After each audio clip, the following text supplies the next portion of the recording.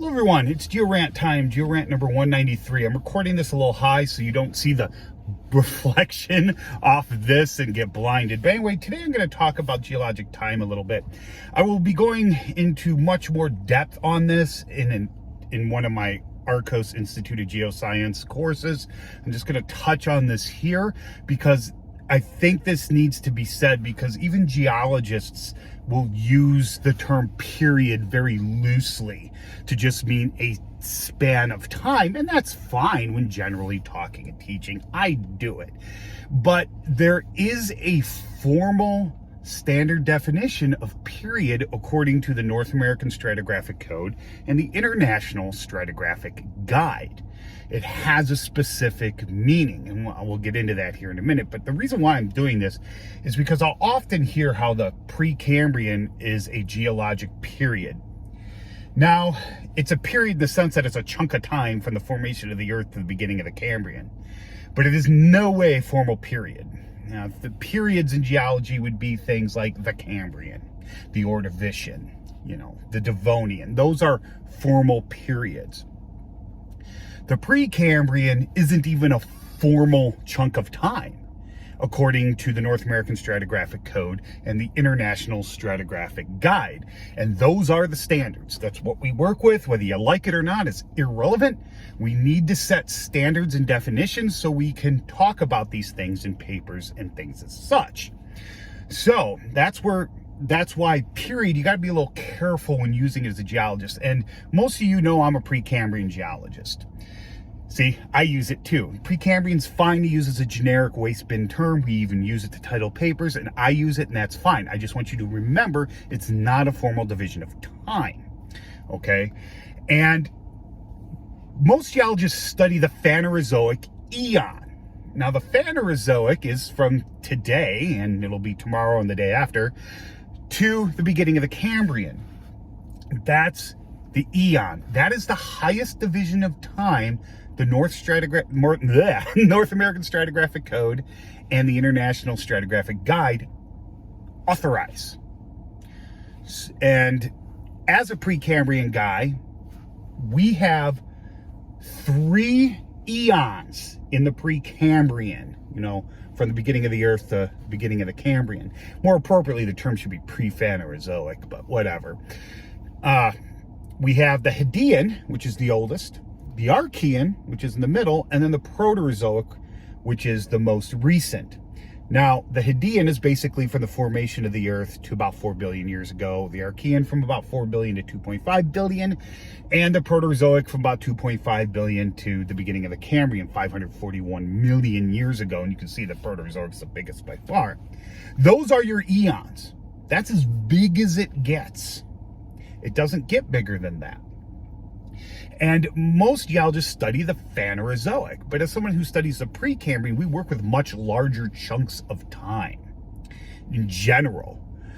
So we tend to be a little more precise about that terminology. Most people study the Phanerozoic. They might find something interesting about the Precambrian and make a video of it, but they really haven't studied the rocks or the literature in any depth. And we all make mistakes. I do that too. I'll find something interesting about geology that I know very little about. I'll do some basic research, but I try not to make a complicated video as if it's fact if I'm not that versed in it. I try to avoid that, but I am human like everyone else. Anyway, let's just look at the North American Stratigraphic Code and the International Stratigraphic Guide's breakdown of geologic time. It's called geochronologic. Let's see if I can get that up there. Oh, stupid stuff. Geochronologic. That's the breakdown. And here's how the North American Stratigraphic Code does it.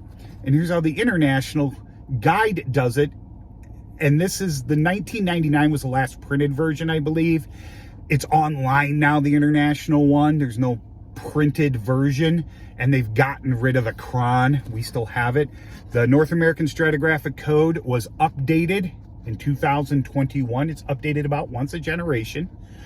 And these are the divisions. The stuff in parentheses are official units and divisions, but we generally just don't use those. There are a couple exceptions, like you'll see here. We don't really have any super periods, but you see a period is between an era and an epoch.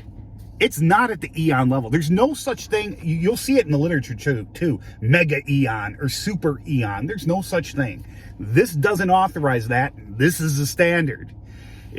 There's no such thing as a Precambrian super eon. It's not a formal unit. People say it, but that doesn't make it a thing because we have a guide. So anyway, but as you can see, a period's about right here.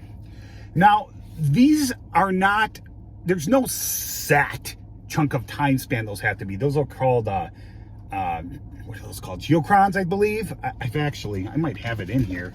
Let's see if I do. Maybe I do, maybe I don't.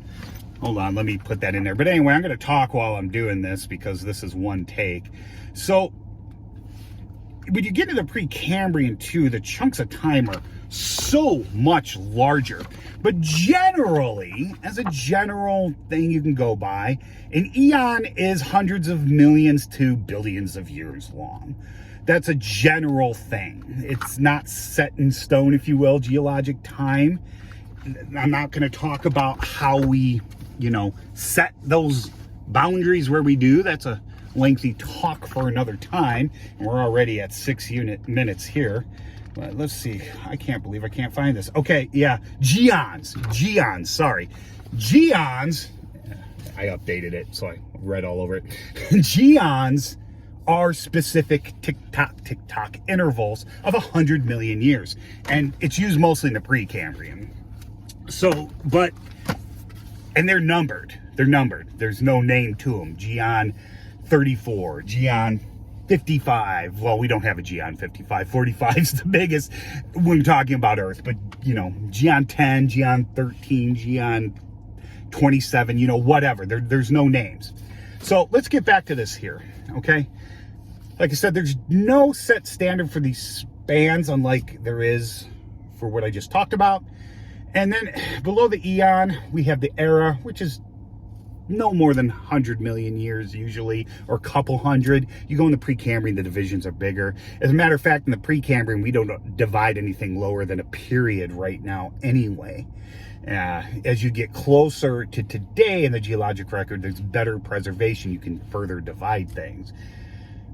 Periods and epochs or epochs are, roughly several dozen million years.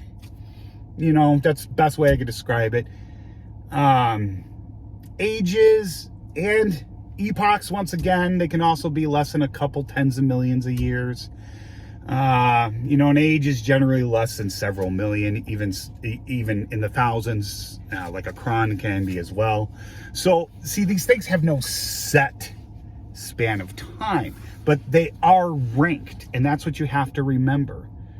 All right, so this is what the standard is, and I'm in North America, so I use North American Stratigraphic Code. We still do print these. It's in a formal journal. This one was in the Journal of Stratigraphy, and personally, I think you should do that. I don't think you should just throw something online and update it occasionally. It's not, you need a hard copy. You need something that's standard and locked and can't be just changed and tweaked, So that's just my opinion on that. So just remember, what I want you to get out of this is look at it. These are the formal divisions of geologic time. We do have sub-periods. We don't have super periods, but we have sub-periods. Like the Carboniferous is a period. So the Mississippian and Pennsylvanian would be sub-periods. Okay, so we do use that. But I don't talk about anything in the Precambrian less than a period. So, especially the Proterozoic. I try not to say Precambrian a lot unless I'm generally speaking. If I'm formally speaking or formally writing, I try to avoid it. That's just a personal thing. Like I said, it's not a no-no. It's just a generic waste bin term to mean before 541 million years ago to the formation of the Earth. And personally, I don't think there's anything wrong with that. But just remember, when you hear a geoscientist say period, there is a formal recognized way of doing that. And they may be talking that way, but a lot of times they don't. They'll just say, oh, the Precambrian's a period of time. And if you are aware of formal periods, you might be like, oh, so it's like the Ordovician. No, it's not like the Ordovician. It's not like that. and, you know, we as science communicators aren't infallible, and it depends on who our target audience is and stuff like that. I generally try to say, instead of using the term period generically, I'll say span of time, or time span of, you know, I'll say something like that, or I try to. So, yeah, but I am not infallible either. Well, I just wanted to touch on that. Like I said, I will be doing an Arcos Institute of Geosciences more depth lecture. It's in the works along with 2 others right now. However, I do have a lithostratigraphic lecture already up there. Remember, lithostratigraphy is how we formally map things in the field. Lithostratigraphy is independent of geochronology. You can put the 2 together in a, you know, on your legend on a map, but they're 2 independent concepts. Lithostratigraphy is based on materials. Geochronologic are based off time. So that's just what I want you to get out of that. So, you know, because when we map things in the field, we do lithostratigraphic units. The formation is the basic unit in lithostratigraphy, and you won't see any of these in lithostratigraphy. Anyway, that's it. If you have any questions or comments, please leave them below, and I hope you learned something.